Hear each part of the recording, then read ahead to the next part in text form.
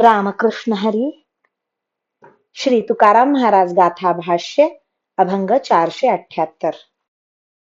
बरवे देशा उर झालो, काय बोले बोलावे, लाभे लाभ दुणावला, जीव धाला दर्शने, भाग्ये झाली संत भेटी, आवडी पोटी होती ते, तुका म्हणे श्रम केला, अवघा आला फळासी.